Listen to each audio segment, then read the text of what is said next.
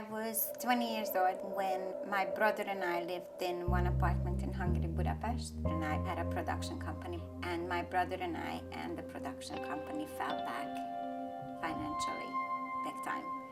We started to look for an opportunity where we can make this much money in this period of time.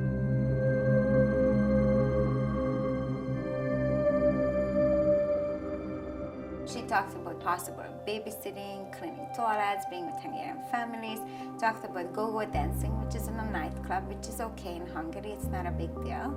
We were very desperate for money, so she said, we can buy your ticket, just give me your emergency information, mom, dad, everything, name of your cat, address, like they're really concerned about you, right? So I just gave them all the information, and next thing you know, I was on a flight in 2 weeks to Canada.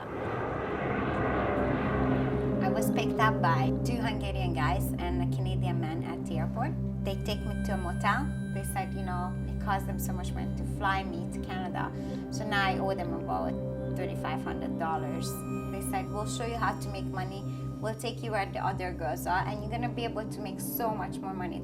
They did take me to a club, which was 5 minutes away from the motel, and that was a strip joint. They told me to go with this Canadian guy, and there's some paperwork I have to do in the office. There was no paperwork. This man who's about 42 years old, and at the time I was 20, is doing really bad stuff to my body that I've never experienced. The only thing that you feel is that shame and that fear. Every single thing that they tell you, all day, every day, eventually you are even scared of your own shadow. Do not leave the motel, do not leave the club, don't talk to anybody. Constantly they're putting in your brain what happened to girls that went to the police, what happened to a girl who would just leave the motel and don't come back. So we worked about 17, 18 hours a day, and at the end of the day, which is 6 a.m., they would come to your room and take your money.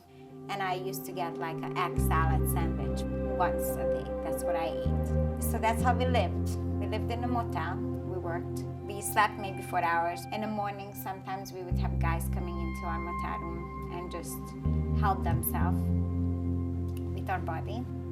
Eventually you lose your mind, and then you become a zombie, and then you just do it because everyone else does it. Nobody died from it. And you still don't understand what you've been through. You still don't understand that you are trafficked and trapped. I did feel trapped because I remember I would sit in the window at the motel and I look at other people, how they are free to move around, right? Can I just do that one day? I didn't even realize it then that something is so wrong here. Towards the end, I did. So eventually I got to the point when I said, you know what, I need to get out of here. I got a hold of a Hungarian dictionary, and through the dictionary I was trying to communicate with a couple of staff members in the club that I actually felt comfortable with. I had no idea how to say it, so I would be like threat, fake, passport, me, scared, help. So they would put the story together as much as they could. We figured it out, a plan. The manager and a couple of other people helped me to get my stuff, and they put me in a limo, cab limo, and they paid the driver. And this was the first time after 2.5 months being in Canada that I actually left the club and not getting yelled at. We're driving out of the city, and I don't know where I am, and it's just so beautiful. I saw a newspaper. It was another girl's story, identical to mine. And at the end, the detective says in the story, if there's any other girls out there, please contact us. It was very scary, but when I walked to the station and he greeted me, it was the first time that I felt like a human being in a long time. I didn't tell him everything, but I gave him as much as I could at the time.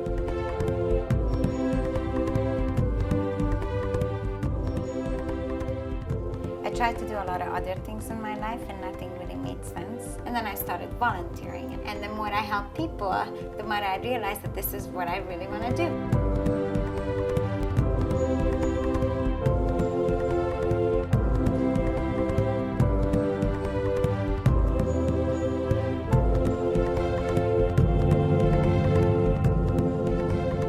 I would never change what happened because of what I do today. I'm okay knowing that I go and give them a chance that I never had because it heals me too. It's fine. It works for me. It works for them. Everybody wins.